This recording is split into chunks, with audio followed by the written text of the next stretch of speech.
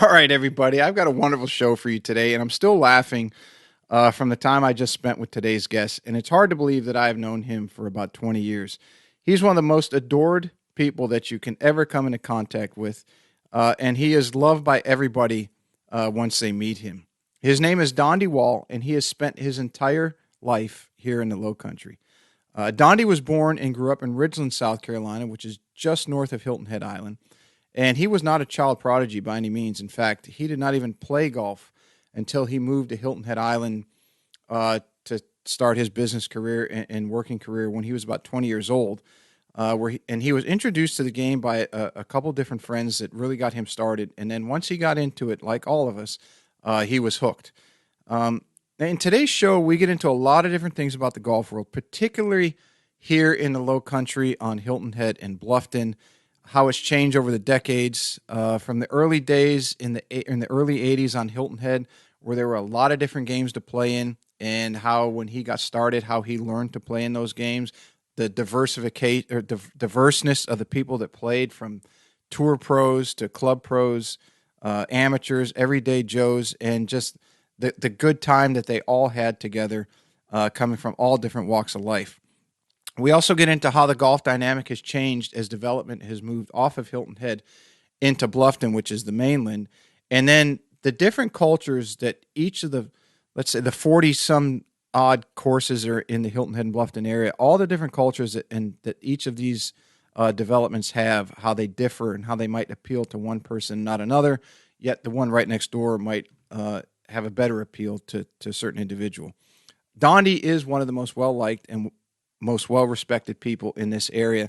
And if you mention his name around anyone from here, almost always the first thing that you're going to get is a smile. And after listening to him in today's show, I'm sure you're going to have an idea why. So please give it up and give a big, big Golf 360 welcome to my friend and Lowcountry legend, Mr. Dondi Wall. What's up, everybody, and welcome to the Golf 360 podcast. I'm the host, Pete Popovich. So you may be asking yourself, what is Golf 360? And Golf 360 is a show that was designed to introduce you to people associated with the game of golf to help you improve not only at your game, but also your life. Almost all of our guests are from within the industry in some way, shape, or form, but some of the guests we have are from outside the industry, and it mainly revolves around the business world with a few others scattered in here and there. Now, all of the guests that we have a few things in common. One, they all were highly successful and accomplished in their field. Two, each has something to pass along that will help you in your game and your life. And three, they were all more than willing to give back by passing along the things that they used to help them in their career, and even some of the mistakes that they made so that others don't make them in their journey. So I hope you find listening to them as enjoyable as I did interviewing them, and that each and every one of you benefits from the information that they so willingly and graciously pass along. This episode of the Golf 360 podcast is brought to you by Affinity Wealth Management Group. We all work exceptionally hard for our money, and none of us can afford to let that fall into the dark abyss of the big box financial service firms with their jack of all trades and master of none mantra, which basically means you become a number within a cookie cutter model, which is often accompanied by massive fees. Your future deserves more than average returns, and at Affinity Wealth Management, they ensure that your financial goals receive highly individualized, tailored attention from experts who are in the industry to be great and not average. As a client of Affinity Wealth, you will receive a customized solution to your customized life, keeping in mind your family's financial situation, values, and risk tolerance. Contact them today at 248-840-3863 or www.affinitywealthmg.com. This podcast is brought to you in part by Just Thrive Probiotic. You may be surprised to learn that your digestive system is the key to creating and maintaining the quality of your physical, mental, and emotional health, and it's one of the body's most essential systems. That's why the majority of nutritionists today highly recommend probiotics as an indispensable nutritional supplement. As a discriminating consumer, you've probably been searching for a probiotic that is proven, potent, and effective, and you found it. Just Thrive is your best choice for maintaining a healthy lifestyle. Just Thrive Probiotic captures the power of hundreds of thousands of years of nature's design with a specialized bacillus strain formulation that guarantees survivability through the stomach and upper digestive system. Supports optimum gut health, digestive health, immune health, and delivers antioxidants. Great for adults, kids, and the whole family. Use promo code GOLF360 at www.thriveprobiotic.com for 10% off your order. All right, I'm here with the Lowcountry legend, Dondi Wall. How you doing, brother? Rock and roll, bud. Good to see you. Always. Good to see you. How's the hip? You know what? I've been fighting this thing long enough, so actually I've scheduled, finally, through the COVID. I'm getting it done in January. Are you really? Yeah, I am really getting it done. You know, everybody says that once you have it done, you look back and say, I don't know why I waited. It's because the pain's gone and you feel good. I got news for you. I'm tired of busting it down the middle, 190. I'm sick of it. You got to be the best one-legged golfer I ever played with. Yeah, I get by. Yeah, hey, it is what it is. Hey, how long you been playing? You've been playing a long time. You know what? I didn't pick up a golf club till I was 21 years old. Uh-huh. Because I grew up in Ridgeland. I grew up hunting and fishing.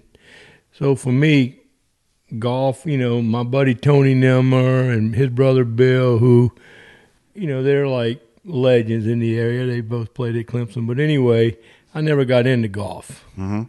And then when I left Ridgeland and I moved to Hilton Head, which was basically right out of high school, it was basically 1980. Mm-hmm.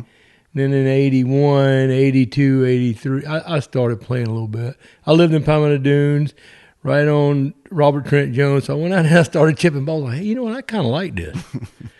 I think I'll try this. So my first 9 holes with the Spanish Wells, Mike Carn was the head pro there. Mm-hmm. And I got hooked instantly. That's awesome. Mm-hmm. You got the bug like everybody does. Yeah, it was fun. It really was. What was it, being outside? Because you grew up outside. Yeah, you know what? It was something new because I was on Hilton Head and I was working. And I'm like, okay, well, typically in the spring and summer, there's really not, which is good weather for golf, obviously. There was not a lot of hunting going on, a lot of fishing, but I'm like, all right, I got to get me a new sport here. So started playing golf. Mm-hmm. So, and it was, hey, the rest is history. You got better pretty quick, didn't you? Actually, you know, when I started out, so Ron Cerruto basically taught me how to play golf at Shipyard. So I go to Ron, he's like, hey, you know, so he told me, he said, you know what you need to do?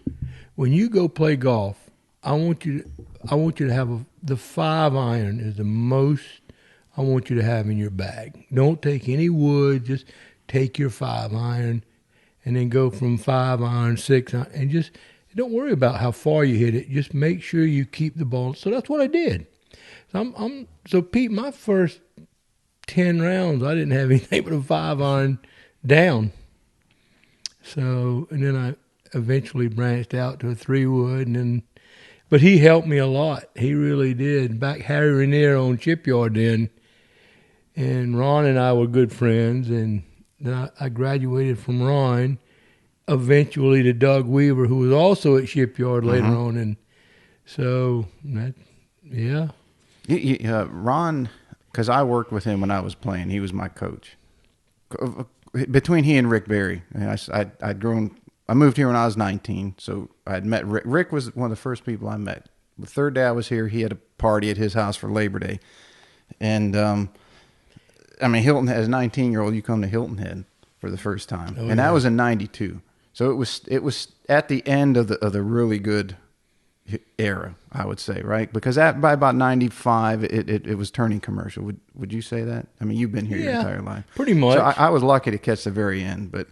and then I worked with Ron quite a bit when I was playing, but he had told me, you know, he came here after playing the tour, and I asked him how he got the nickname Toad. But were you there when that happened? Did you used to play in those money games? I used to play in a money game. It was Billy Palmer. Yes, it was Billy Palmer's game. I played with Ron, but I played mostly with Billy. But yeah, it was it was one of those, okay, we're going to play. You give us some money when it's over with, and we'll give you another lesson. Yeah, I mean, you couldn't beat him. I mean, Ron, especially Billy, I mean, he could really get the ball in the hole.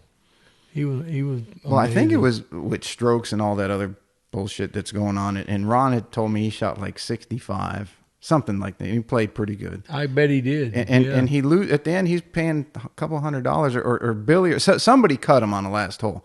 And they come in and tell him, and he said Ron's face got so red and swollen that Billy said, "You're swollen up like a toad." And from that day on, everyone called him Toad. See, yeah. I don't remember that. I mean, that sounds like Billy though, because he reminded me a lot of Freddie Couples. He was just real nonchalant. He just smooth, silky swing, and just, man, could he get the ball in the hole. But I never really remember that, but it makes sense. You know, were there in those games? Because I only talked to Billy briefly about it a long time ago. And of course, Ron, Gary Duran, and Drew Butler. But who else was playing back then in those games that you would play with? You know what? I'm just trying to, because I always played with Billy. Because I'm just trying to think, and I know Gary Durham was there a lot. Drew, but they all had their little net. Everybody kind of played. They were all the local club pros at the time. Yeah, right? And then, oh man, I can't really remember back because there was a guy in Pamela Dunes. I can't remember his name, and he was a good player. I'll think of it before this is over, but you'll know him. Craig Lehman was working there, so it was Craig and Ronnie Frisch and Joe Jackson. I think were all roommates. I can't think of it. And they all worked the bag drop, and they were all really good players. Back then. All of them were good players. Yeah. All of them. Even I'll think of it before this is over. I just, Did Bert Yancey play in any of those games back then? You know what? I played with Bert. God bless him. He was a good dude. Though. I mean, we all have some kind of issue in life. Mm-hmm. Bert had more issues than others. He was manic depressive, wasn't he? Yeah, but I got to tell you right now, when you play golf with him, it was a joy. It's because he was like, he had two different worlds. He had the bad Bert world and the good. In his good world, man, he was a good dude. Yeah, I think he took Ronnie under his wing because Ronnie had that too. He would be the best person in the world, but he was nothing like Bert. He wasn't that bad? No. I remember in the parking lot one time in Harbortown, Bert went nuts and started taking his clothes off. And he was which never really surprised me. And actually, it was a disease. I mean, he was just a good guy. Yeah, and back then they didn't have the type of treatment and medication, all that stuff like they do now. And he was, but Ron was actually, they're all good guys. Mm-hmm. Everybody has their moment. That's all I can tell you. So you were more or less a beginner then, right? Actually, or had you progressed to the? Actually, I actually broke 80 less than a year after starting golf. Okay. Because I used to play with a guy at Spanish Well named Jerry Moyer. He was a real estate guy. He had an office on New Orleans Road. And my dad had an office in Jerry's building. So Jerry and I became friends. And his son was a good golfer. I can't think of his name now, but Jerry kind of took me under his wings. And then through Jerry, and I met a guy named Charles Poland. He was 3 feet tall. His dad was the ambassador to the Netherlands at the time. So his dad, Charles Senior Poland, mm-hmm. and Harry Rainier were really, really good friends. So I met Charles through Jerry. Well, Charles lived at 15 Mizzenmast, the 16th green at Harbortown. Well, he was one of these guys. He got his little trust fund check every month. And about 4 days into the month, he'd be calling the office for money. He was just that kind of guy. And he bought me my first set of golf clubs. I mean, Charles, he was a dwarf, but boy, he could play. So that's how I got going in the shipyard. Mm-hmm. And Charles introduced me to Ron. And anyway, it's just, it all came to be. So that had to be in, man, that was the early 80s. So, and then Charles would play sometimes, but he had a bad back, and he never knew when he could play. But he could actually play. He was pretty good for his handicap. But Harry and the Polands, they were really close family. So Charles kind of got anything he wanted when he went to shipyard, and I always tagged along with him, and that's how I got to meet everybody. Were those games, was it a conglomerate of the pros and always. And local business people? And there amateurs? Was always, see, that's why I can't remember the guys, and most of them are really good golf. I kind of, once I met, when I met Billy, and I'm going to tell you in a minute, I can't think about it, I'll tell you in a minute, because I became instant friends with him. Because I'm happy 24/7. And then there was, gosh, I'm going to tell you his name. He left shipyard and he moved to, he has his family owned a golf club in Meadowbrook. I think it was Meadowbrook Country Club. He was a head pro at shipyard. I can't think of his name, but I'll think of it in a little bit. Not David Crosby. No. David was at shipyard for a long time. Not David. It seemed like it started with a D, but he left shipyard, his family owned I think it was Meadowbrook Country Club in and around Spartanburg. Mm-hmm. So his parents got old. He left shipyard and went, I can't think of his name now, and I can't remember who was playing back then, but they were all really good. I wasn't that good, but they would always give me shots. But right. I was, But that's how you got to get better, right? You got to play. I would donate. I was just like a donator. So, but it was fun. You know what, though? It was worth every penny of it for me, though, Pete, because it taught me the game of golf. Uh-huh. When you go out there and you play with somebody that's good, you're going to play better. I'm sorry. You'll play better. Mm-hmm. So, and it was all good for me. Well, that's one thing ever since I've known you. God, it's hard to believe it's probably 20 years plus now that you, the one thing about you is you always played better the more intense or the more important the tournament or the round was. Oh, yeah. Right? And so was that developed in that time, or is that just something you developed as a kid? It did. You know what? Like I started hunting. I got my first shotgun when I was 8. Believe it or not, I focus on what I'm doing. And when it really matters, I super focus. Mm-hmm. It's like if I'm playing, it's just like at Chessie. We just played in Memory Guest, my buddy Mark and I. Saturday, it was pouring down rain. Oh, it was awful. So it was freezing, blowing sideways. So Jake comes out and says, hey, play or forfeit. I'm like, man, I'm in. Let's go. I don't care. I'm in. So, but for me, with a bad hip, I don't hit it very far anyway. I never got in trouble. We went out, we played. I play to win. When it's on the line, I'm a grinder. Mm-hmm.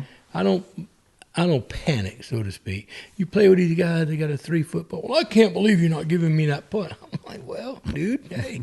But, and they break out in hives. When it's time to, I don't, nothing bothers me. So that was my key to playing good is just block it all out and play your game. So, and is that something that your family has? You think it's like a genetic thing, or is you just developed that as a kid? I got to believe that because nobody in my family played golf. No one. My dad never played it. If there was a fundraiser and it was a scramble, he'd come out, play out of my bag. Mm-hmm. But I got to say, I certainly didn't inherit that. My family they hunted and fished. No one played golf. So, but I will tell you this. I'm very competitive. Oh, yeah. Anyone around here knows that. No matter what I'm doing, I'm competitive. So I don't mind if I lose, but I don't want to lose. Mm-hmm. I want to win, and I don't want to let my teammates down either. If you need me, I'm in. Let's go. So that's what I'm all about. Now, you've got multiple businesses. You got a lot of different things going on. Do you get to play as much as you want to or used to? I just turned 60 back in September, and although I love to play golf, it's not as vital for me, or not vital, but it's okay if I don't get to play. Mm-hmm. Back in the day, man, I had to play. Let's play. I got to play. Now, if I don't get to play, it's okay. Was there ever any thought, especially because you grew up with the Nimmers and they're very good at golf, as you mentioned. They both played at Clemson, and Bryson's doing really well now. I had him on the show. Was there ever any desire to go play amateur tournaments, and either in the state or? I tell you what I did. I played back in the day. I don't anymore. They had this 40+ tour. It was like a South Carolina Golf Association. I played in every single one of those. Mm-hmm. I just loved it. It was. I never was. I represented myself quite. I wasn't like the worst guy out there, but I never really. There was a lot of good amateur golfers in South Carolina.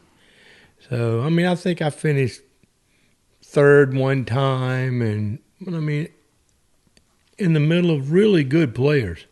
But I never really got hooked into the tournament thing because I worked all the time. So, and then I used to live in Berkeley Hall, and oh boy, I'll think of his name in a minute. He owned Hippo. The English guy. Yeah. What was his name, Pete? George was his son. Yeah, George. Thacker. Thacker. George Thacker Sr. His dad, yeah. He had a scratch golf tour, little thing that he was doing in the area. Mm-hmm. A lot of and I wasn't a scratch golf, but they let me play anyway. And I was pretty competitive in that. So it's not about winning or losing. You're learning the game. Every time I go play, I try and figure out something new. So, even at 60, Always learning, right? Yeah, and then, it's all about, listen, here's the bottom line. If you want to win, you got to play good. Mm-hmm. You don't play good, you ain't winning. And I don't want to hear, you got to play good. Period. So yeah, Thacker. He was Howard. Howard, yes, that was it. Oh, Howard he was Thacker. a nice guy. I can remember one of the first times he came to Berkeley because I was working there then, and it was a member guest, and I don't know, he flew in from the UK, and we put all the travel bags and everything down in the bag room, and somebody misplaced his.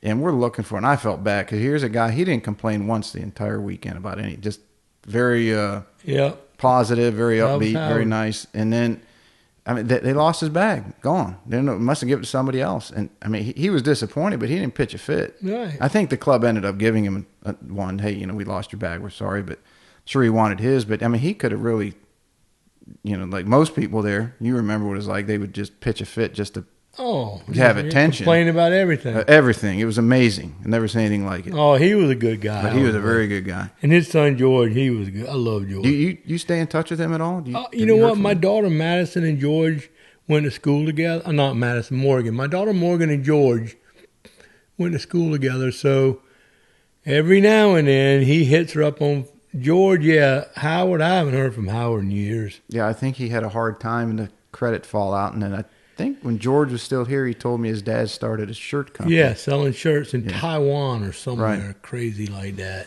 I hope that he did really well with that. Me too. He was a good guy. Very good guy. Never had a bad thing to say about anything. Mm-mm. So and actually, he was one of those people that really appreciated being over here. Yes.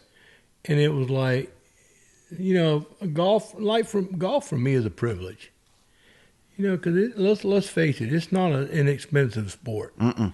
So if you're it just is a privilege for me. I tell people all the time, if I didn't get most of my stuff for free, I probably wouldn't play. Well, I mean, I get it. I would, but it wouldn't be, the same. It'd be hard. I get basically, I've been pro in this area for 20-some years. It's like having a membership to 41 golf courses. Right, exactly. Right. So long as you don't abuse it, the local PGA is a very close-knit group for practically speaking. And there's a lot of good players. Right, a lot of good players. You call someone up and say, hey, I got my dad in town or my uncle, or mind if we come out and play?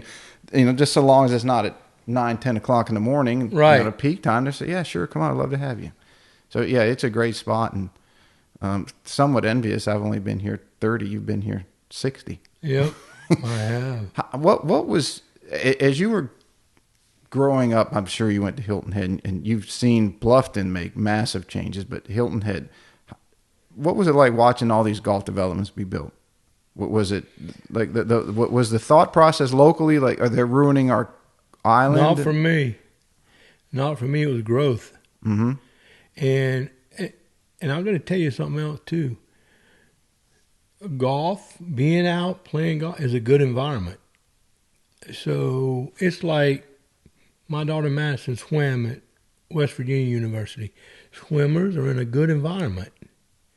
There's always, it's just, and golfers, if you're out, first tee, whatever you're doing, it's just a really good environment. Mm-hmm. So more golf for me, as far as I'm concerned, the better. So, I mean, it's just it's a no-brainer. Yeah, I remember playing with PJ Tanner at Indigo Run one day, one of the local games, and I asked him, I said, what was here when you were a kid? And he said the whole north end of the island used to be called the North Carolina Hunt Club. Yeah, it was nothing. There's nothing there. Nothing. That's amazing. Matter of fact, I can remember there was a roadside diner up by Pamela Dune where Longhorn used to be. Mm-hmm. Now there's a Now it's that Lucky Rooster, I think. Lucky Rooster, right. Yeah. There was roadside restaurant. Everybody ate there. There was a 7-Eleven on the corner of Lagoon Road, which is now an empty gas station. Then there was the William Hilton Inn, which is now the Grand Ocean. But there was really nothing.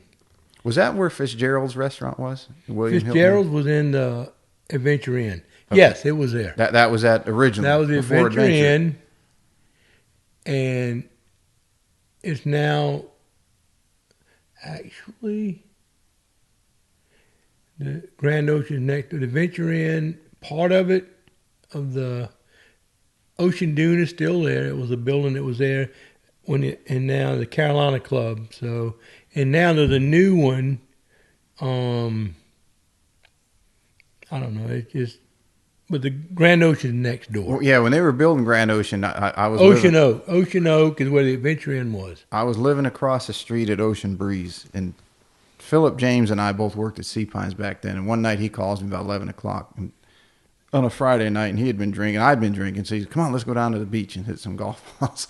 So we go down there, and this is January. So back then, there was an off season, right? Remember, basically after Thanksgiving, a little bit of Christmas, there's a long off season. Oh yeah, actually from Labor Day to Thanksgiving was off season. People would shut down. Yeah, exactly. So we go down there, and they just have the skeletal structure of the Grand Ocean down. We're hitting balls within it, and we're just laughing our ass off listening to balls ricochet. I mean, we're teenagers. So what have we made? Hopefully we didn't mess up any HVAC systems, and they found a golf ball later. But yeah, I remember when that was built. Yeah, it's super nice now. Yeah, it's very nice what they've done down there. Yep, and but once again, it's part of growth. Mm-hmm. And Bluffton has just gone nuts, crazy.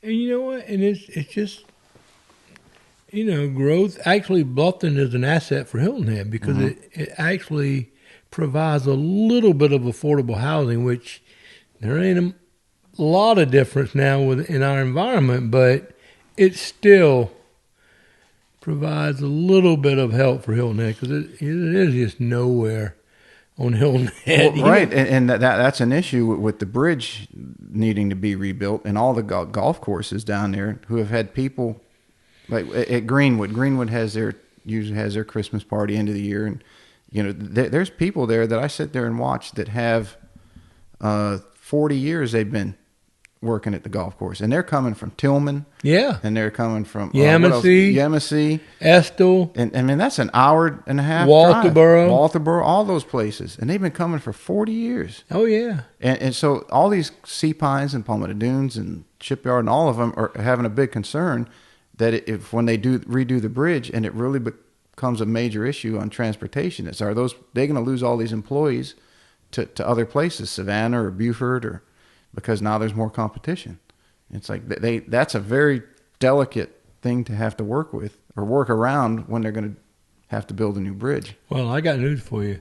We can't afford to lose anymore. We don't have enough employees now. You can't, but nobody's really stepped up to the plate. And, I mean, even there's enough rural in Jasper County to somebody need to step up. And, here's the thing, though, Pete. If you had, let's just say you had affordable housing in Jasper County, which is quite convenient to Hilton Head, and you could find something there for $800 or $900 a month, you're hitting the jackpot. I mean, it's just a slight, and it's still affordable enough for some guy to go out there and buy 20 acres of land, throw up some 1 or 2 bedroom condos, and provide some housing. That's what we're all suffering with. It's bad enough that we can't find any employees, but in fairness to the employees, there's nowhere for them to live. Right. So, I mean, for you, until the COVID hit, I would bring kids in from Romania and Lithuania, but then the COVID hit. Well, you can't bring them in anymore, and it was just a challenge. It still is a challenge. Yeah, and Hilton had an employee issue well before COVID. Oh, and if anybody out there needs a job, I'm your man. Let's go. No, I'm serious. It's sad. Did you have the first taxi cab service on Hilton Head? No, actually. Oh, boy. I'm going to say Charlene Barrett, who owned Lowcountry at the time. Oh, that was the shuttle to the airport. Yeah. Tall lady. Yes. Pretty. Charlene. Yeah, Bob Franey. You remember Bob from Berkeley? Yeah, lived in Turnberry and Palmetto Dunes. They dated for a while. She was one of the first, and my dad was right in there at the same time. And that was, there wasn't a lot. The Fergusons they always had something going on. Ferguson Transportation, but they all kind of sort of developed at the same time, really, when the demand became quite evident. Robert Stickle, he's one of my neighbors. I don't know if you know Robert. He grew up here. He's about 50. But he told me that the McDonald's on 278 off of Dillon Road was put there because all the people turning left coming off Dillon Road on 278 going to all the golf courses, that place, McDonald's on the right side, and they wanted to try to capture all the people coming from the airport. That's what he was told. Does that hold true? Because back in the 70s and 80s, McDonald's was like the thing to do. Yeah, it was. I mean, I'm going to disagree with that because that McDonald's and then the Pizza Hut right next door closed up. Yeah, Pizza Hut shut down. And then Sam's closed up. And that, although I think most of the shops do pretty well there, you know what? I guess back in the day maybe, but this day and time. Yeah, not nowadays it's completely different. Yeah, because I know that Pizza Hut's been closed for years. And it was always pretty, I guess back in the day maybe, okay, this is good. But now, nah. No, now it's just, you drive by it before you realize it's there. That's right, yeah.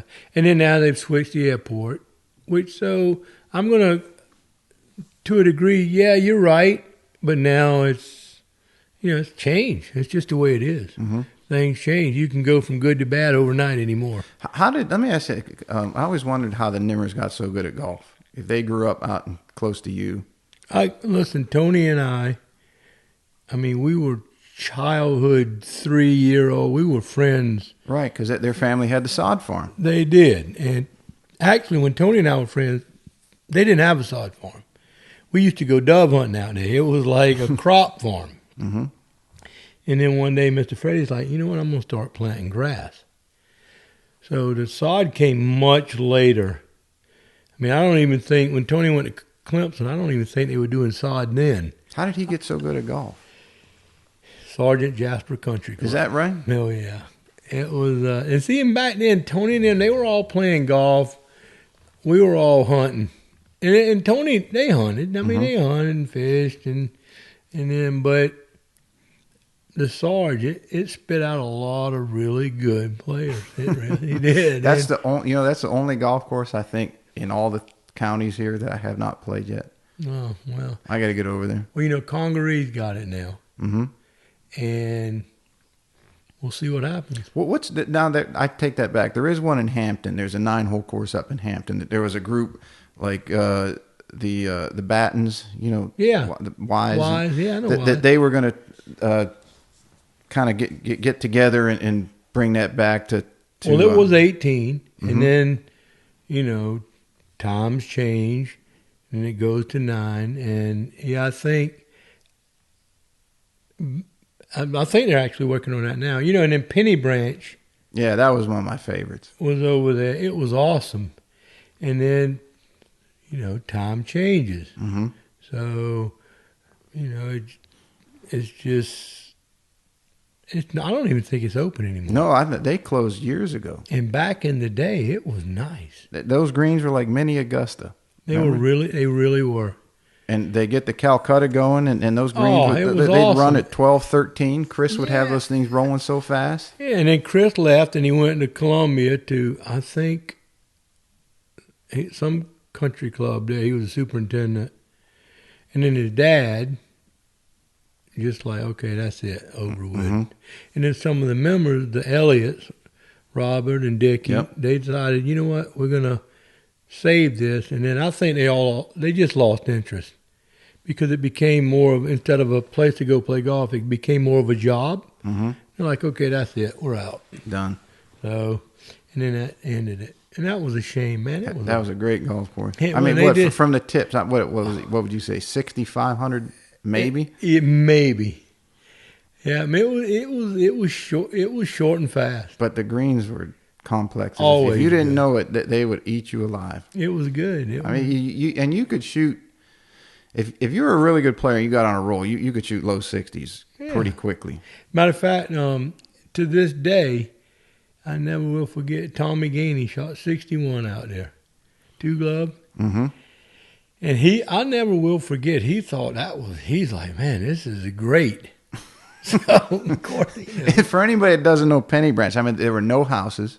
The only house, what was it, McKinley? Was that their name? McKinney? Chris? Yeah, Chris. McKenzie. The only house was their parents' house, I think, was right there off of 18, wasn't it? Or 6. Right. Well, it was... Yes. You drove past it when you went down there before Correct. you turned right. It was out on the highway. Yes. But it was basically backed up to the golf course. And that was the only house in the whole golf course. And then, the pro shop was a home. Right. And then whoever couldn't quite make it home slept on the couch. I remember we had a group went up there one day, and there was like 3 cars full. I think we had 4 groups of guys. And Scott Stillwell was still the director of golf over at Colleton. And it was a Sunday. And he goes into the pro shop, which was the grill and everything else, like you said, they had the couch over there. And he says, can I get a Bloody Mary? And she says, well, we can only serve alcohol to members on Sundays. And he goes, well, what does it take to become a member? And she says, well, you got to pay us $5. Sign right here. Sign right here. What's the You're membership? A member now. $5. And they say, here's your member number. And he comes out laughing. He's double fisting, laughing his ass off. It was the best. That was awesome. It was. It really was. I mean, it was. That was a sad day in golf when that place closed down. Well, there was a course. Do you remember Bill Harper? He was an assistant. Oh, yeah. Thin guy. So I used to work. I lived with him. And I used to work with him. He used to tell me of a golf course, and I think it was on the way to Augusta, and it was a old family owned it, trust fund. The guy that had it at the point in time was a trust fund guy. And he would only let his friends and their friends come out there. And when you made the turn, they would have a huge spread top shelf liquor, pork, steaks, chicken. Hold on. Turkey, anything you want. God. If you said his name, I'd know it. But he'd been up there a bunch. It was in Mike Corn used to go up there all the time. Mm-hmm. Mike used to help him with the course. Yeah. I'll think of it in a minute. It was I know exactly what you're talking about. Where was that? Was it on the way to Augusta? It was close. It was 45 minutes from here. It was Georgia. Gee, I can't think of where it was now. But I'll think of it in a minute. But it was actually a one-man show. Mm-hmm.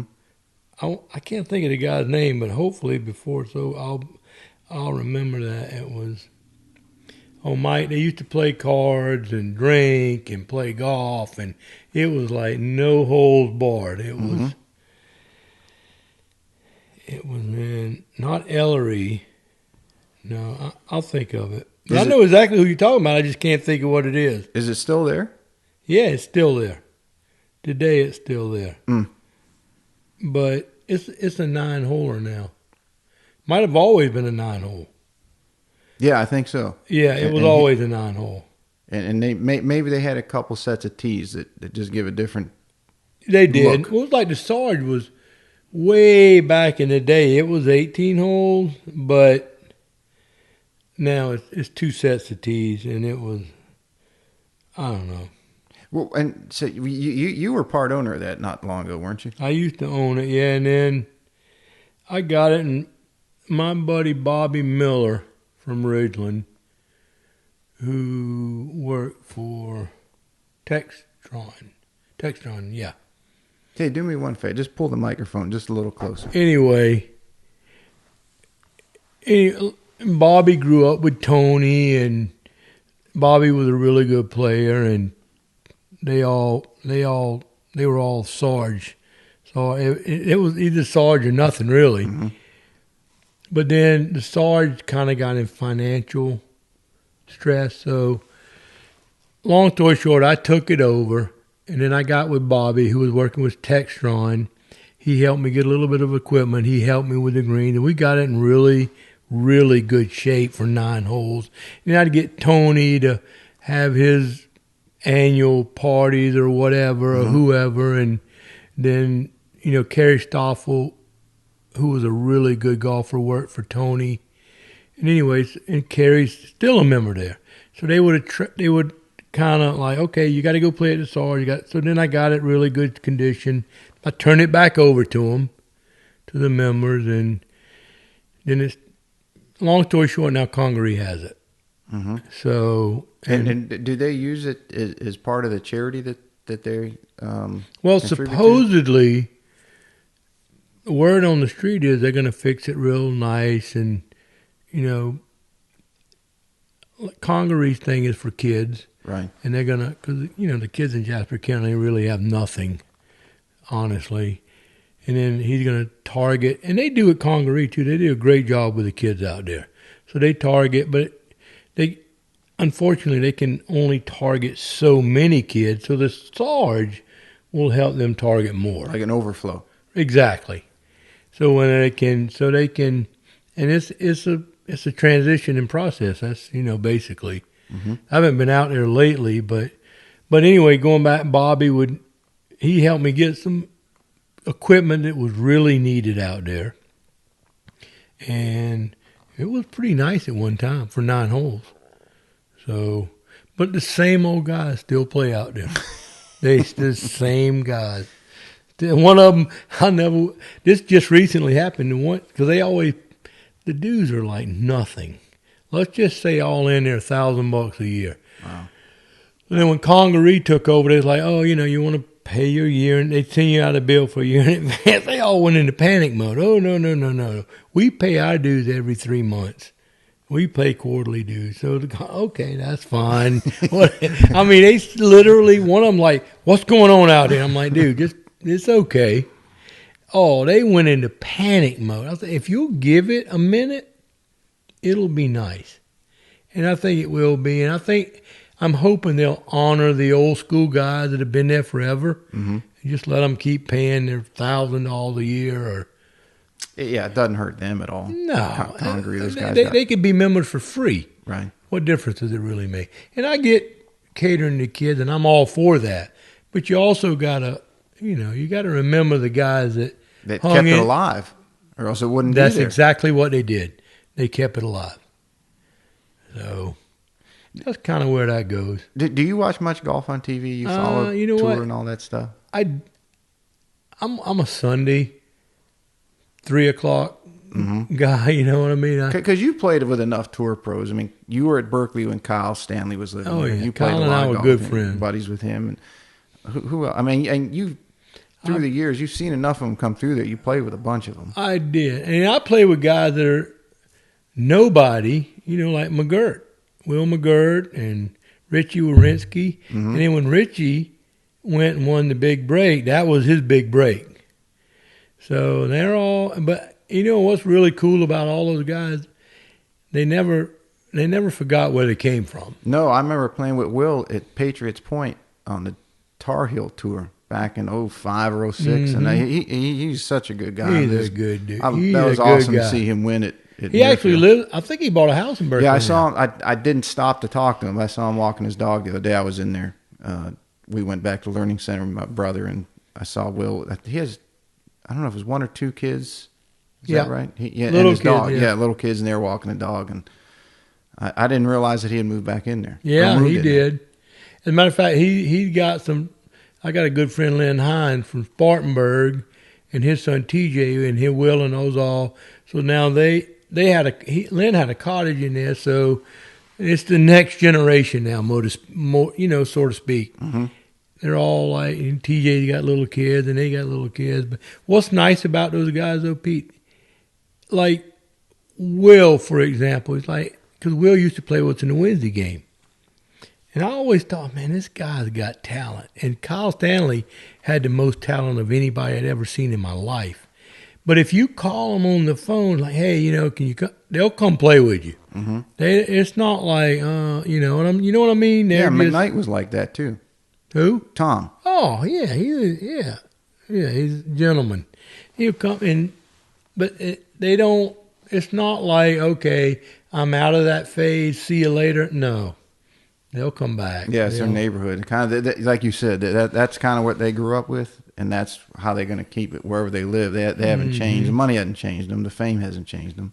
Yeah. I mean, Kuchar seemed like that pretty Same down there. thing. Because he and McKnight were buddies. He was out to Berkeley quite a bit. He don't forget where he came from. No. When you watch golf on TV, because you've been around the game for a long time, what do you think that the game as a whole, not just the PGA Tour, but the game as a whole, is in a good place? All you hear is about golf done, golf done, golf done, golf done. But I'm going to tell you something. Wednesday, I went out because we've been kind of thinking about, we're going to get the Wednesday game back. Because on any given Wednesday, we'd have 40 guys. As a matter of fact, one Wednesday we had 5 tours playing in the Wednesday game. So anyway, and Stephanie Meadows was a LPGA at the time. She was playing in Berkeley. But anyway, I went out and played. My buddy Mark, who I played the member guest with at Chichester, I brought him along as a member at Hilton Head Lakes. I'm like, you know what? We haven't played anywhere different in a long time. So me and Tim, my buddy Tim Wiebe, and Mark and another guy from Savannah, we went out, and John Hunley, he's the pro. Head pro out there. He's like, yeah, come on out. I was thinking, maybe we'll get the Wednesday game at Hilton Head Lake. So anyway, long story short, to answer your question, so we go out, we tee off at 12:30, and it's like mass mania out there. There's so many people playing golf. So I got to tell you now, golf ain't going nowhere. It is it's flourishing right now. That's just my opinion. So I'm thinking we're not going to be having it out here unless we're teeing off at 3 o'clock. Right. Because it was nuts out there. There was so many people playing golf. Well, I think Jimmy Yu at Old South told me that I think This year was even better than last year. I believe it, and I think next year will be better than the pre. It's just golf is just, and you hear these like, oh, Rose Hill's closed. I go by there and Rose Hill's not closed. There's people out there playing golf. Mm-hmm. So I think the money's still there to capture the courses that are sinking. Mm-hmm. Because everybody wants to be part of golf. It seemed like that to me. Yeah, I think it's doing very well. Man. COVID, unfortunately, as bad as it's been, has been a blessing for the golf industry. I think so. I do. And I think COVID, the ancillary benefit is COVID kind of reestablished spending time with people that you care about. And it gave people the time, at least last year and even to some extent this year. It's like, okay, let's reevaluate what's most important. As people are learning that they're not pushing themselves 100 hours a week, maybe like they were before. Right. And now that, hey, I'm spending more time with my kids, or I'm spending more time with my friends, and we're going out to play. And Mm-hmm. I didn't realize how much I missed this. And now it's like, I need to reevaluate, where I spend my time during the day. And as you just said, a lot of these guys have more time now to play golf because they've done. I mean, I got to tell you, golf is flourishing. What do you think about the distance debate and the technology and all that? That seems to always be in the forefront. It's all about money. We got a Callaway driver here, $7.99. You're going to hit it 4 yards further. And next year we're going to have one for $7.99. You can hit it 6 yards further. You know how it goes, Pete. Mm-hmm. This is the best. And then next year, they put a different color number on it or whatever. But every year, but listen, the technology is, of course, I think if Jack Nicklaus would have had this technology, he might have won 50. You know what I mean? But if you were the king of the golf world, would you change that, like bifurcation, different rules for amateurs and pros, or would you limit the pro games, seeing what some of them are doing right now? And you know what, though? If it's not really broke, mm-hmm. why are you going to fix it? It doesn't seem broke to me. Right. And, you know what? And if you're going to keep hitting it farther, this guy right here wants to hit it farther, you got to step up to the plate. I don't know. If it's not broke, I don't believe in fixing it. Yeah, I think it's like an evolution that I don't know who said not long ago. One of the guys that just tracked this information, that it's quickly becoming on the PGA Tour. If you don't swing your driver at a minimum of 118 miles an hour to 120, you're going to have a very hard time winning or keeping your card or getting to that elite level. Right. And I don't think that's so much technology. I just think that's evolution of sport. It had nothing to do with it. It's all about what you're willing to sacrifice. You take Dustin Johnson out there in the pool swimming and he works his butt off to hit it 4 miles. Mm-hmm. It's what are you willing to do to stay in the game?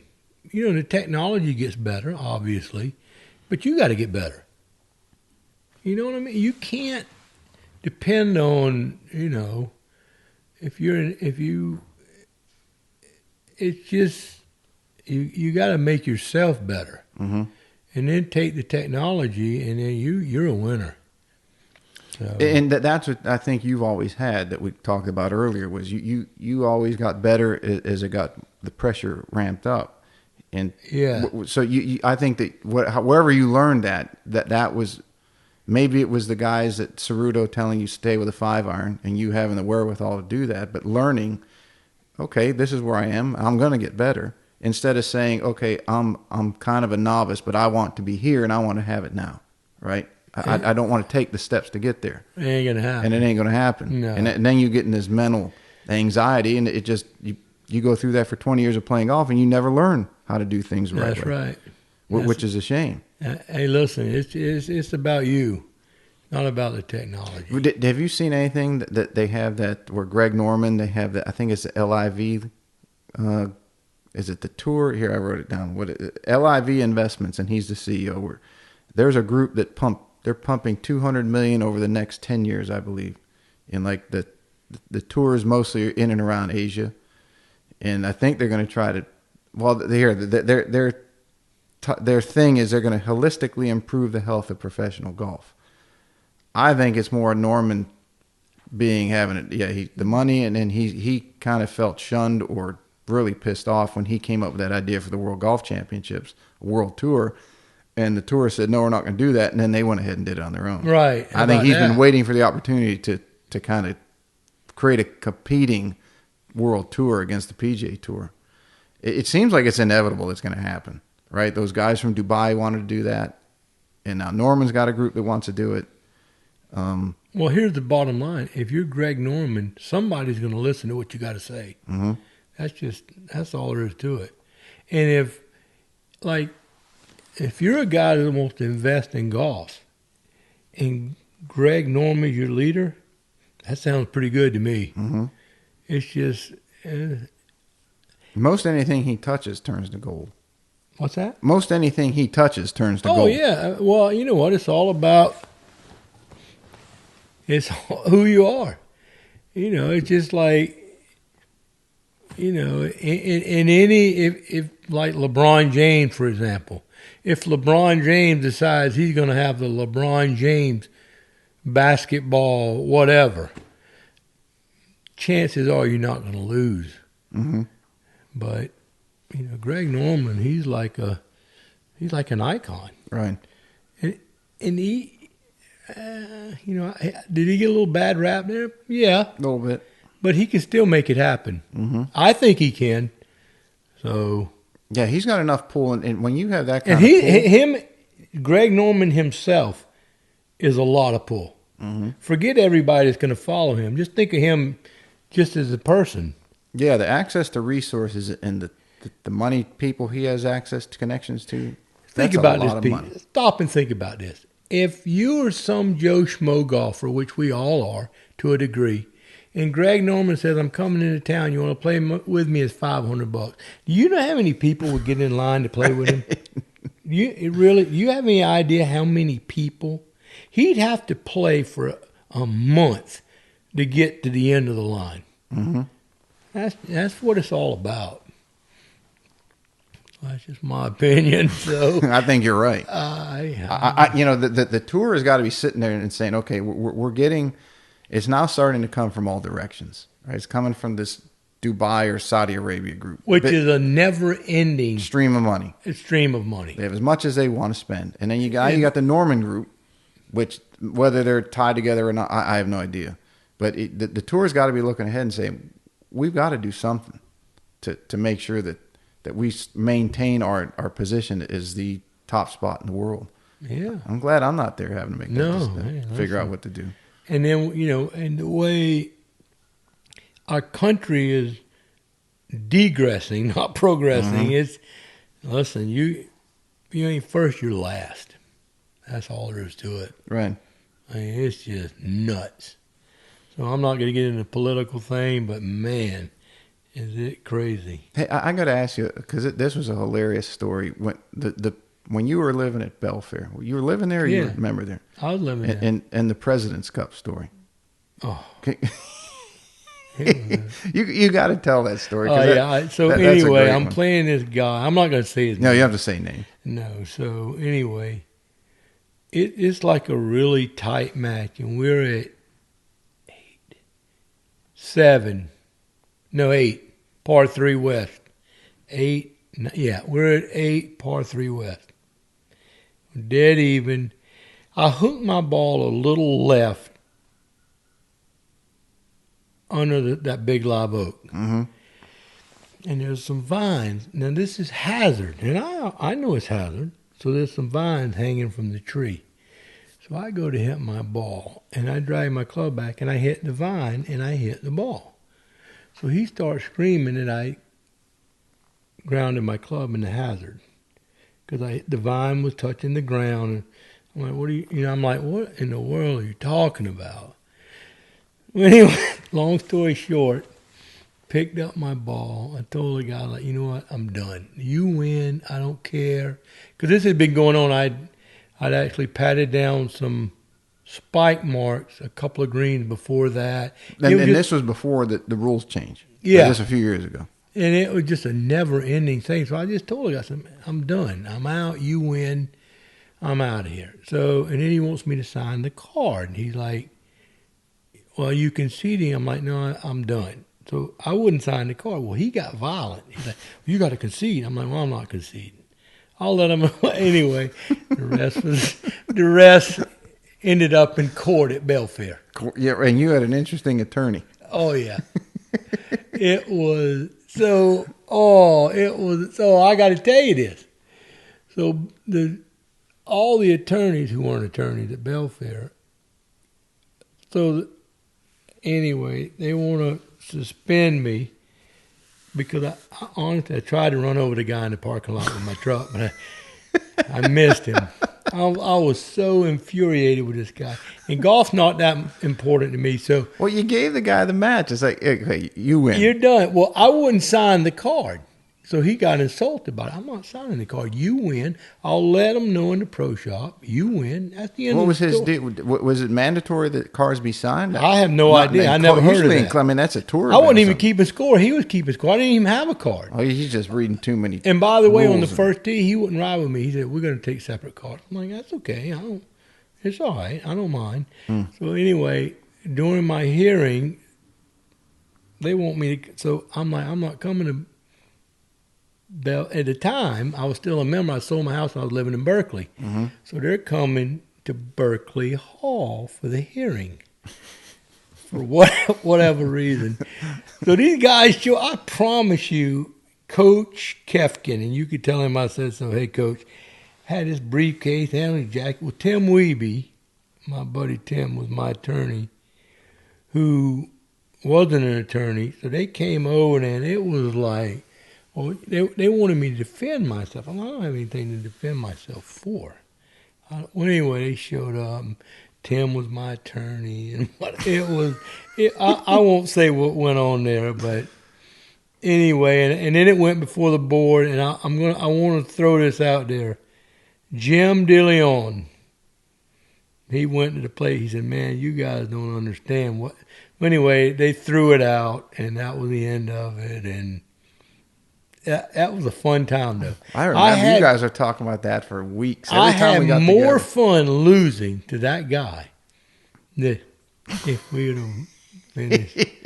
Oh, me and my buddy Tim, we you know Tim. I remember he said, "I'm going to be Dondi's attorney." Oh, attorney in what? He was my attorney twice because Berkeley. Was that when you had all the giant I had Christmas to blow up for dolls? Christmas, and my neighbors knifed them, chopped them up. Jesus. Yeah. Got a little violent over Christmas decorations. Tim was my attorney for that, too. And I'll never forget Adrian said, well, Tim's not an attorney. I'm like, well, he is today. Anyway, so they suspended me for having blow-ups. Seriously. For having blow-ups in my yard. So, like 4 days later, me and Tim and I don't remember who, we were out playing golf, and here comes Adrian. He goes, oh, Mr. Wall, I'm sorry, you're suspended from the club. I'm like, okay, that's good. He goes, well, you're not allowed to play golf. I'm like, okay. So I said,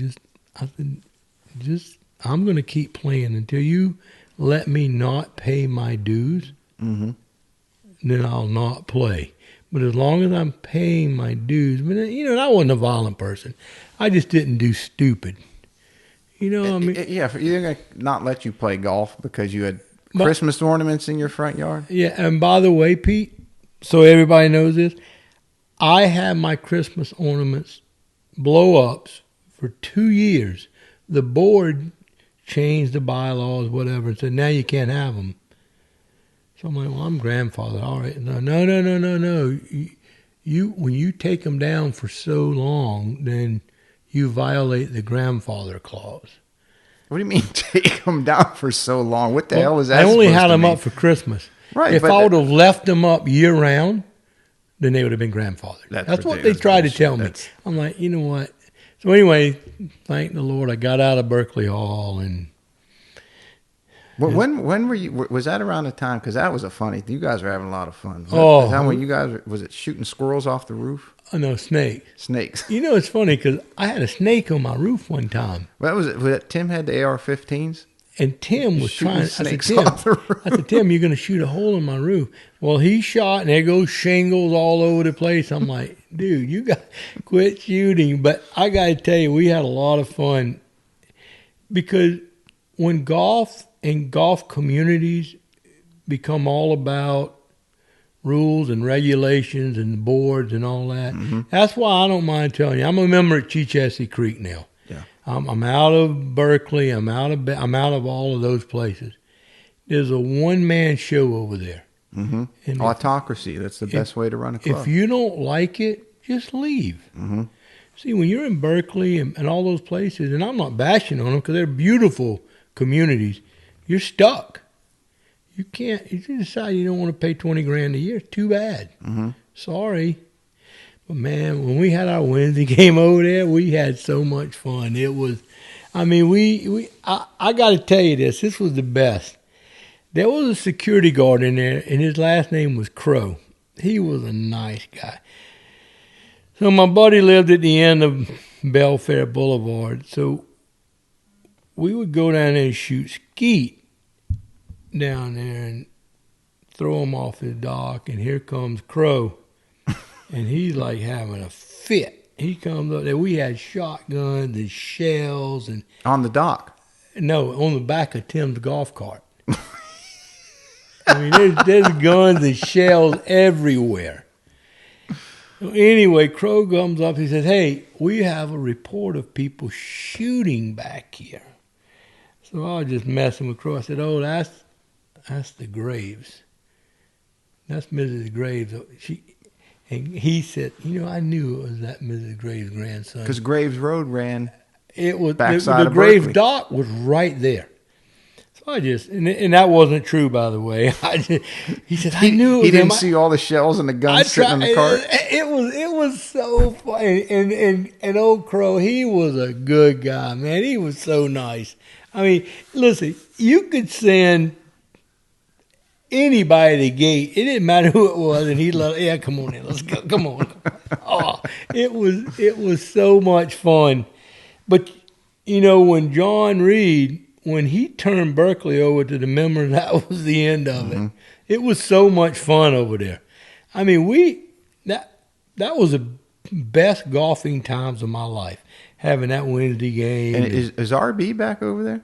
He is. What about Vic? Is he back in there? Vic's gone. He was at Hampton Hall, I think. I think he just sold his house in there. He's floating around between North Carolina and the mountains in Georgia. And what about Thad? I haven't seen Thad. Thad's around. He's still building. Still building? Yeah, I'm not sure where Thad is, but he's in the area. Mm-hmm. Oh man, these are just genuine people. Right. They were just all RB, Thad, Vic, Tim, Perry Washington, who was in I remember Perry Washington. Belfair at the time. Is he still around? Dave Bianchi, Brian Finnerty. Mm-hmm. I mean, these were all good, really good people. And, you know, our biggest problem, what we were accused of most of, was just having fun. We didn't, you know, when you start taking golf and life that serious, you got to get a new sport. Right. But those are all good and really good people. We just had, you know, that's why we're trying to get a spot for the Wednesday game. But, you know, when we're talking about golf, everywhere's so busy, it just doesn't. You can't get it? You can't. It's just like I was going to go play. If you play golf at Cheechessie today, 4 o'clock. It's that busy. It's that busy. So I called out. And that's a club for anyone that doesn't know that there's not a housing development. I mean, there's cottages and some houses. A handful, but it's not. And it's a private club. And by the way, it's not open to the public. Right, it's a private club. And I got to believe, I don't know this for sure, I'm going to guess 70% of the members live in another state. Mm-hmm. But these guys, like I said, there's no dictatorship. It's just, here's what it is. You're in or you're out. If you don't like what we're providing for you, just leave. Right. And you don't owe them nothing. You just leave. So I don't know. I kind of like that part of it. You don't answer to a board. I'm not that anyone has to answer to the board, but the board seems to make all the rules for everyone. Right. Whether you like it or not, this is the way it is. Yeah, and Dave Proctor, who owns Chichesi, I mean, he good guy. He's a very good guy. He doesn't need the money, but Nope. it is still run like a business in the sense that he wants to make it enjoyable for people, and he's going to create things that make that process more enjoyable for everybody. Because he wants people to come there, and look what he's done with it. Here's the difference with Dave Proctor and a board. Dave is providing a golf environment that you're going to enjoy. Mm-hmm. It's very affordable, and this is what it is. Whereas if you got a board, this is the way you're going to do it. Period. There's no.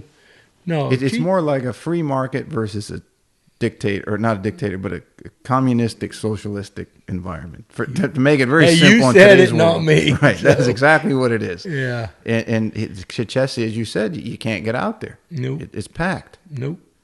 Well, and is that a bad thing? No. So what I typically do, and what's really nice about Chichesi versus most of these clubs, they've got if you want to play a men's day, which is a great time to go play, it's 12:30 on Wednesday or 12:30 on Saturday. Well, that's perfect for somebody like me that works. Mm-hmm. They set it up. You just show up and play. So if you want to take your own team, bring your own team. Is it still walking only? No, actually, after 11:30, I think 11:30, you can take a cart. Mm-hmm.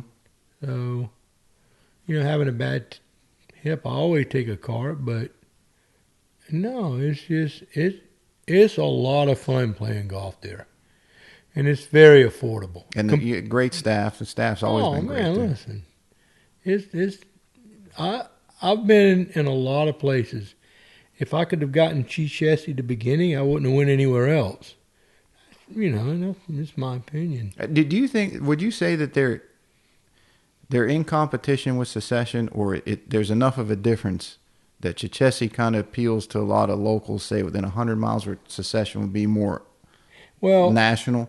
I don't think there's a competition there at all. If there's a competition, it would be, it's not quite the same product, so to speak. Not right? Really, because Secession is a little more old school. Mm-hmm. It's kind of like the originals versus, Chichesi's a little, since Proctor took over, it's kind of the new kid in town. Kind of like Coke and Pepsi. Exactly. So, but they both have a wonderful thing to offer. Mm-hmm.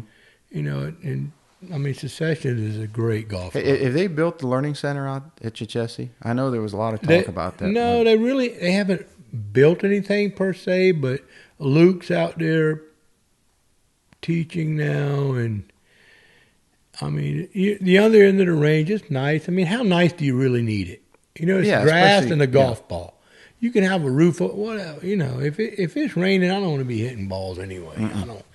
But it's great. Man, I love it out there. It's a neat place. It really is. I remember I was at Spring Island when Chafin and Light and their group did that. And then they just got caught in some bad times. Yep, timing was bad on they that. They did. That and the one they had up in the mountains. Just right. bad timing. Can't think of the name of that. Balsam Mountain? Yeah. I'll tell you an interesting story about that group, because what was his name? He worked for them. Tommy, he might have grew up with him. He was about your age, shorter guy. His son was a good golfer. Tommy Baisden. You remember Tommy? I don't. I think he was working at Kalawasi when I was out there. And this was back in 2000. So he was telling me one day back then that Chafin and Light had the drop on what is now Palmetto Bluff, getting that from Union Camp. Yeah. And the story that they told me I'll leave that very wide open for interpretation, was that one of the members at Spring Island, his brother he was the real estate representative, I think, for the golf division of Duke Energy. And he was coming down here because in the 2000, everyone, this was a place that was wide open. It was still growing. And he was having trouble finding an office, and they let him use an office space next to Jim Chafin's office. And he more or less eavesdropped on his conversations. Oh. And Duke undercut the Chafin group on that property. But in hindsight, it turned out better because they would have got that around 2003 or 4, maybe 5. By the time they got the infrastructure, see you later. They would have been out in 2007. Yeah. They would have lost big time. Yeah. So in the long run, it worked out okay. That's just a little more local golf lore. Yeah, but then once again, it's all about the money. Who's got the most, But I'm going to tell you, it's just the greatest thing that ever happened to Chief Jesse with Dave Proctor. There's no question about it. Because it's like, there's nothing around here better than that. I mean, of course, you'll get 14 different opinions from 14 different people, but that's just my opinion. Yeah, the overwhelming majority of people love going out there. I do, man. I mean, even the guys I know in Savannah are joined. At Savannah Golf Club, there's a number joined over there. Yeah. I'm telling you, it's nice because if you don't have time to put a game together or a group together, you just pick up the phone, call them. Yep, we're putting you in. You're in. So what has golf taught you that you didn't know before, or what have you learned most from playing golf? Well, what I learned most is it's not about what you know, it's who you know. It's meeting people. What taught me the most about golf is who I met playing golf. Man, I met some really good people playing golf. So that would be my number one. It's not about what I do not. Learning is who you meet when you go out there and play. That's what golf taught me. A lot of good people. Oh, listen, I met some lifelong friends on the golf course that I would have never known if I didn't play golf. And would you say it helped with the various businesses you had in the island, and the island being a close-knit community? Even I call it the tri-town area, Ridgeland or Quad, Ridgeland, Beaufort, Bluffton, and Hilton Head. It obviously had to help your business out with the people you meet and networking. And well, for most of my life, I've been, as you know, in the bike rental business on Hilton Head. Well, I would play golf with people at most communities who their family comes down, they go to Hilton Head, they rent bikes. They didn't even know I rented bikes. But now you know, and hey, call up, we'll give you a little, and now that I'm in the seafood industry also. So listen, people love fresh seafood. People, unless when you communicate with these people, they may or may not know that what's what you do, but if I'm telling you up front, hey, here's what I do, it's definitely, golf is definitely a tremendous asset. Whether you're in business or, like I say, who you meet, Pete, it makes a big difference. It's like selling real estate. Well, Pete, yeah, how you doing? I didn't know you sold real estate. Well, maybe I want to buy a house on Hilton Head. It's all about meeting different people. All comes down with all the technology in the world and the social media and the Instagram and everything you can post and everyone looks happy, but it always comes down to being a people person. Listen, if you're some guy who doesn't do Instagram or Facebook, how would you know unless I met you? Right. That's what it's about for me. It's all about face to face. Yep. And when I'm going to tell you, like I told you in the beginning of this conversation, golf is a great environment. You might, it's just a good environment. If you could go back 20, 30 years ago and tell the 20-year-old Dondi, give him a piece of advice or a couple pieces of advice, what would they be? As far as golf is? Anything. Just golf, life. Wow. Let me think about that one. 20-year-old. You know what? I'm going to say this, and I don't really care. Don't move into Berkeley Hall. That'd be my number one. Yeah. So, you know what, though? You just research before you make a move as far as the golfing. What do I want to be? What do I want to play? What do I want to do? I just, and listen, Berkeley Hall is a wonderful place. It's just not for me. That's all I can tell you. So it just. So would you say make sure that the culture where you're looking to relocate is a culture that you're looking for?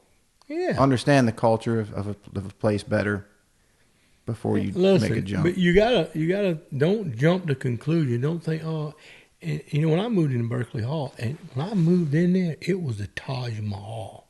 It was fabulous, Belfield. But things change. Mm-hmm. And although it may not be for me, there's a billion other people it is for.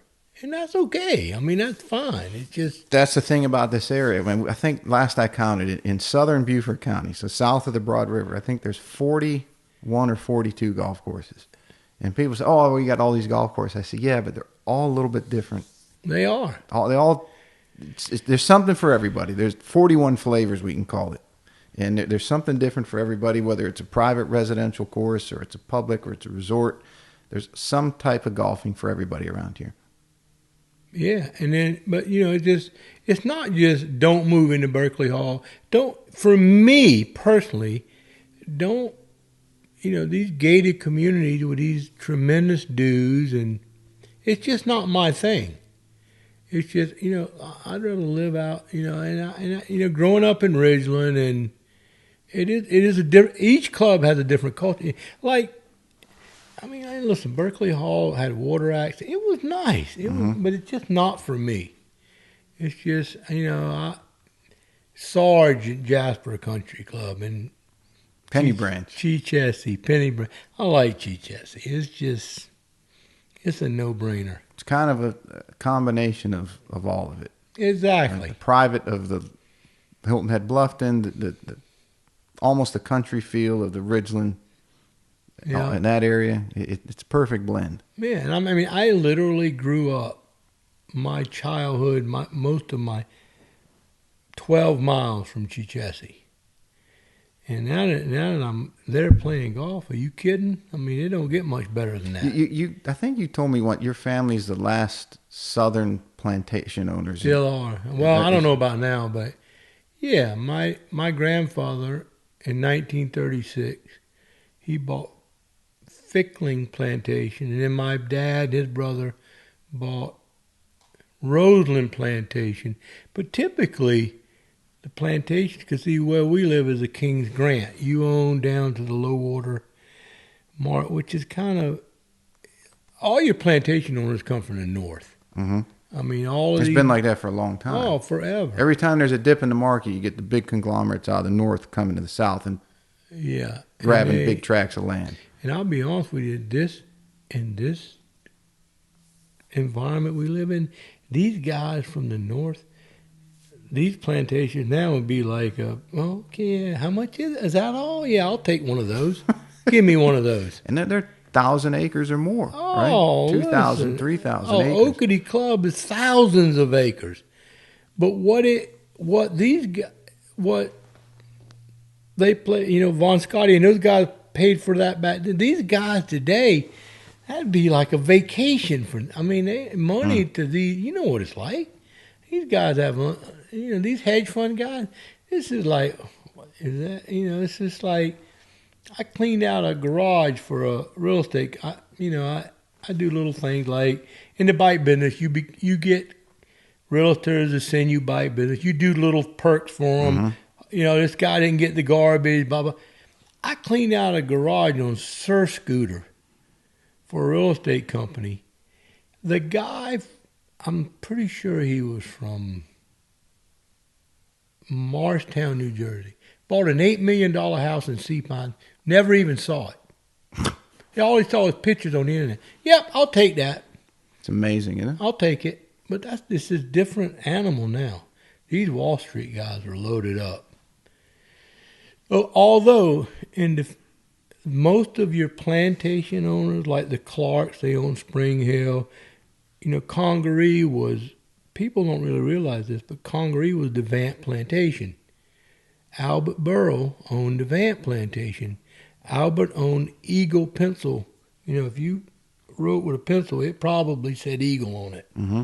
I mean, but his degree of wealth is nothing compared to these guys now. But I mean, when he owned Devant, I hunted and fished. It was, and it still is. Congaree is one of the nicest. That's a pretty place. It's unbelievable, but it hasn't really changed. The only difference in Congaree now and then is there's a golf course there. You can still hunt there, and yeah, it's just. But the level of money now is a whole new ball game. It's amazing. It's like, where's it coming from? I don't. Everybody knows more than somebody else. Do you think that the Congaree model is going to continue in that area? Because once you get up north of here and west across 95, there's really no golf courses. Well, here's the difference. Is like I said before, there's property out there that's, to these guys, is like free. Mm-hmm. It's so affordable until is that, well, you know, give me one of those and give me one of these, and it's just like Cherokee up in Yemassee. Yeah, it's millions. Mm-hmm. I don't even. You don't quote me, but I think it's like millions, even if you can join. And then, but is there room? Absolutely. I think they have 23 members. Something like that. End of the year, they divide up the cost. They divide up the cost. Here's your bill. Yeah. And what's so incredible about that, they're not out there looking for members. Mm-mm. We don't. I don't even know if they'll even take another member. I don't think they will, because I've known the pro Mark Tomodolsky for 20-some years. Nice guy. Very nice guy. Really good. And guy. I think that they're not looking for more members. No. So that's just the level. Not like it would be hard to get. They only have 23. So you take these members versus way back in the day, these plantation owners. This guy was a plantation owner. This guy's like a member, but it's the same thing. It's just the level of money now is. But to answer your question, I think you're going to see more of those. I think so, because you got, Cherokee kind of was the first. Before it was even, no one even knew about it. You know, people don't really know this, but David Duvall and Ernie Els played the Battle of Bighorn there. Mm-hmm. And that's when Cherokee, they're like, what's Cherokee? Yep. That was after the Masters because I remember Mark told me they were so worn out from the Masters, because Tiger beat them, but all of them were in the hunt, like up until the last couple holes on Sunday. And Cherokee had they had it at the greens at 13, and the rough was thick, and they had cut some really tough holes. And those guys were worn out, and God bless them that they kept to their commitment, because they were both playing in the Heritage. And after the front nine, both their agents, I think, came up to the guys and said, "You don't change the pins on the back nine to make this a little easier," and we're pulling them both off the course. So that they went ahead and did that. But yeah, but that was only notoriety really that they had. And that was back when Peter DeSavary was a developer, when he owned it. And what I never understood is, why is this the only time? I mean, why? Because it had to be. I honestly, I don't think they wanted the publicity. No. I kind of think they wanted to be, okay, you know what? We've had enough of this. See you later. People that really have a lot don't want any light shining down on them. Right. And if it's, you know, the nice thing about places like there, the golf is just another added asset, you know, mm-hmm. The hunting and it's just. You know, I had that idea that I told Tim about 20-some years ago that said, you get the guys together and I'll help run it for you, but make it get some land in Ridgeland and make a national golf club that's out in the middle of nowhere, super private. You can do whatever you want. You want to come in, have fun, shoot guns, play golf, shoot skeet on the 8th tee box. No one cares. And he told me not long ago, he said, yeah, you were right on that one. Yeah. But a hoopy, I mean, they're another one that's in that same mold. what's there's Congaree, a Hoopie. What's the other one? Was a Hoopie in Metter? There's like 3 or 4 of them right now that are the way out in the middle of nowhere, private clubs, limited play. I know who you're talking. I can't think of it. Spring Island was like that for a long time. Yeah, I mean Spring Island was another, and it still is a gym.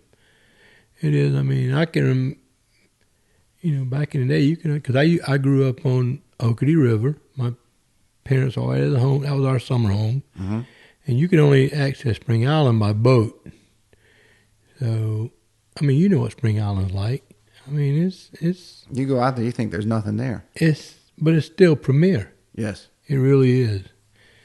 I mean, I don't even think personally, I think golf really just started with the money part of it. Congaree has another place in North Carolina. Diamond Creek. But these different spots, I don't even know if Congaree's taking members now. I'm pretty sure that they're not. That's amazing. You're an elite club. You're you're up there maybe a fraction below Augusta, Pine Valley. And by the way, Pete, when you go out there and play, there's 3 groups on the whole golf course. It's like the place is yours. Yeah. So, I mean, you go up to the halfway house and it's like eating in a 5-star restaurant. Mm-hmm. But yet, we're tapped out here. We don't want any. I'm thinking to myself, man. I think you're right. I think that north of 95 and parallel to it, let's say within 50 miles, because you got to be somewhere near an airport. Or shit, if the plantation's big enough, they're buying, they just put their own landing strip. Right. But I think there's going to be more popping up. Mm-hmm. As everyone sees these models working over and over and over. And all the money that's coming out of these highly restricted areas that people want to be in South Carolina. I got a buddy that manages a lot of the plantation houses up there, and he goes, I don't know what it is about the Ridgeland area, but all this big money keeps buying. Well, they extended the airport there, too, so they could fly into there. But it's going back to the same old thing. If you're some Wall Street guy, and you got to, you can buy this property, you can build a golf course, you can do this, it's going to cost you $5 million. Well, I made more than that last year. Made more than it last month. Yeah. So what does that really mean to them? Nothing. Mm-mm. So, $5 million in Jasper County goes a long way. And that's why I think it's so inviting. Mm-hmm. So, I mean, it's just, man.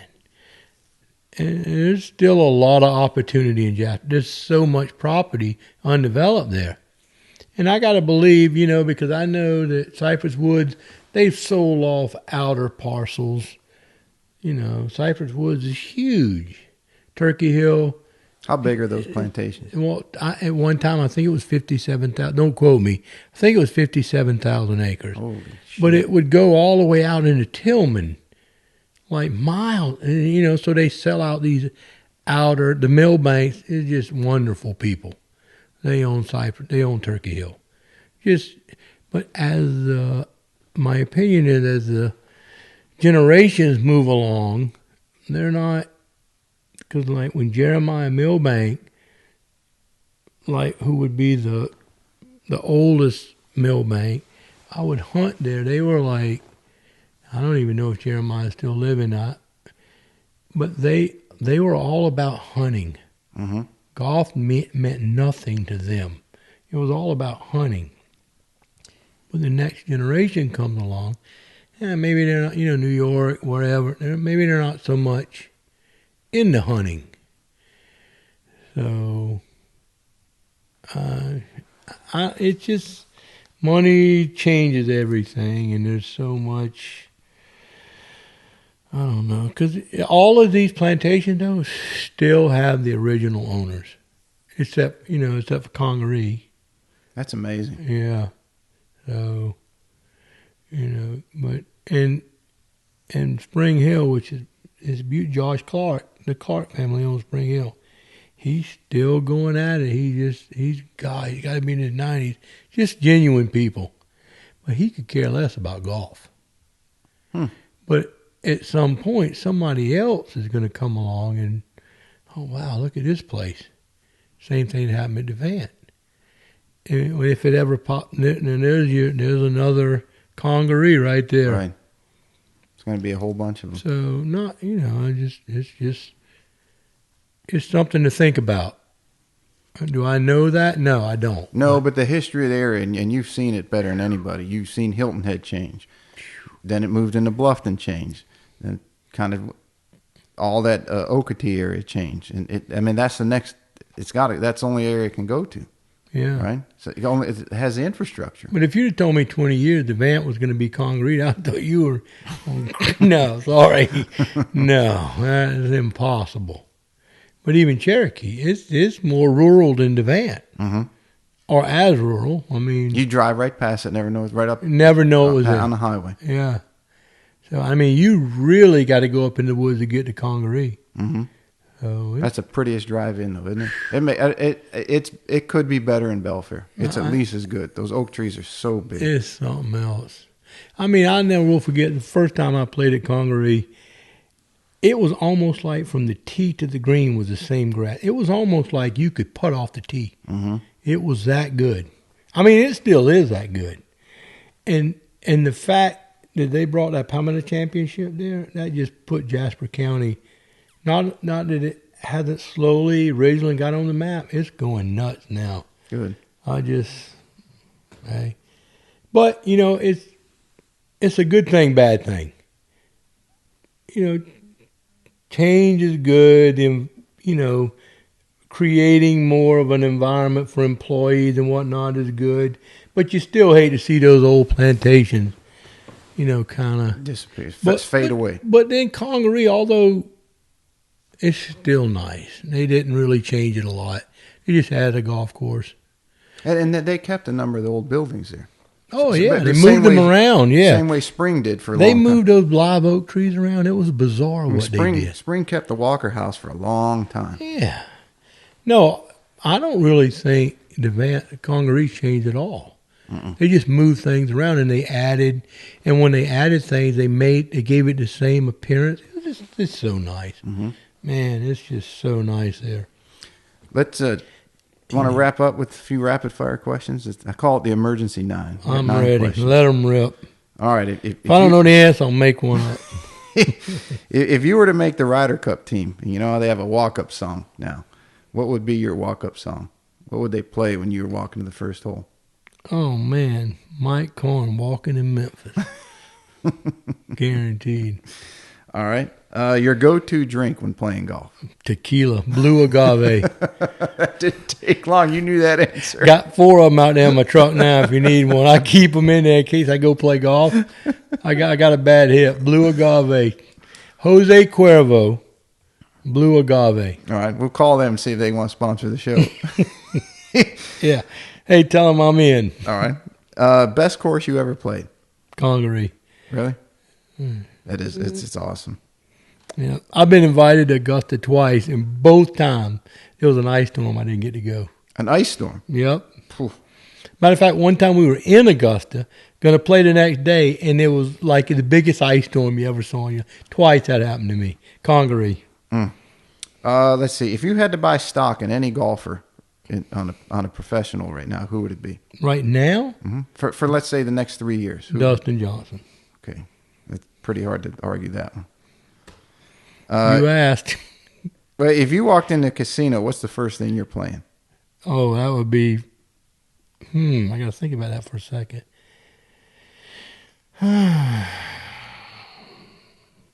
Caribbean stud poker, if they have it. So I remember we'd all playing that Pro-Am in Vegas, and you'd be out. I had my own idea what you were going to answer, but Caribbean stud poker is a good one. I don't even know how to play it, so that's above my Well, idea. it's kind of a blind draw thing, and they usually have it. I learned that on a cruise. It's a lot of fun. So you're watching golf on a Sunday afternoon. What's the 3 things that you're going to eat or drink? I don't usually drink unless I'm playing, so I'm going to drink water. I guess I'm going to be eating wings. Probably. What was it? Eat? Eat or drink? What are 3 things you're going to eat or drink? I'm going to drink water and eat wings. All right. Let's see. With the new James Bond movie out, who's your favorite James Bond? Who was the best one? Oh man, that.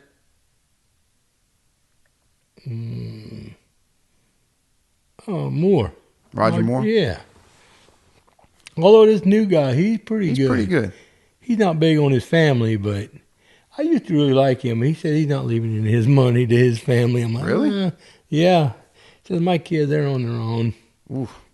Man, hopefully he's just trying to make them work, and they'll give it to him in the end. Maybe. I hope so. What do you look forward to more, the Masters or the Ryder Cup? Oh, definitely the Masters. Yeah. And then the last one, in your opinion, golfer, who's the greatest of all time? Everybody's going to tell you Jack Nicklaus, but I really liked Arnold Palmer. Really? I just loved him, man. It's not all about how many times you won. What you did for the game. It's just and Jack, Arnold Palmer was just he's a genuine guy. I'm gonna go with him. It's not no one's gonna argue. I don't think. Yeah. Hey, it's been awesome. It's always good to catch up. Oh man, with it was a pleasure. I enjoyed Thank you. We'll do it again. I love it. We'll go play. We'll have some tequila. Guaranteed. Blue agave. All right. Thanks, Dondi. Hi, buddy. All right, everybody. Thank you so much for listening to today's show. If you enjoyed it, you can find more information on today's episode and other topics at golf360.blog. There you'll find the show notes and links related to this episode, as well as any other episode that we've done so far to date. If you're interested in improving your game and would like to learn more from yours truly by taking a private lesson, a half-day or multi-day school, club or putter fitting, you can reach me through the blog site or by email, pete@golf360.blog. So some of you may be asking, what is the golf paradigm? All you have to do is click on the homepage while on my blog site to discover how you can start playing better than you ever thought possible. Or you can simply sign up, again, on the blog page for my instructional videos where I give regular tips on all areas of the game to include the swing, club design and fitting, health, fitness and nutrition, the mental aspects, and equally as important, the integration of all those things together. I'm also on social media, and you can find me at The Golf Paradigm. That's Paradigm, and I'm on Facebook, Instagram, and Twitter. And don't forget to subscribe to my YouTube channel, also under the same name, The Golf Paradigm. Facebook is usually the best way to reach me for questions and or comments, and I look forward to hearing what all of you have to say. This podcast is brought to you in part by Old South Golf Links. A short ride across a bridge from Hilton Head Island is one of the area's finest golf courses and a hidden treasure. Set up on towering pines and ancient oaks with sweeping marsh vistas, truly makes Old South Golf Links a one-of-a-kind golfing experience. The Clyde Johnson design was named one of the top 10 new public courses when it opened, and it also takes full advantage of the natural beauty of the Lowcountry. Old South is a fun and unique challenge for golfers of every skill level and a favorite of both locals and visitors. Whether it's your first time here or you're a regular, you'll be treated and feel like family. From the bag drop to check-in at the fully stocked pro shop with both men's and women's apparel, to breakfast or lunch before or after your round, the staff is always ready and willing to help. Experience for yourself why Old South is one of the premier golf courses in the Hilton Head area and why it will quickly become a favorite of yours too. Visit them in person or online at www.oldsouthgolf.com, or to make it tee time, simply call the pro shop at 843-785-5353.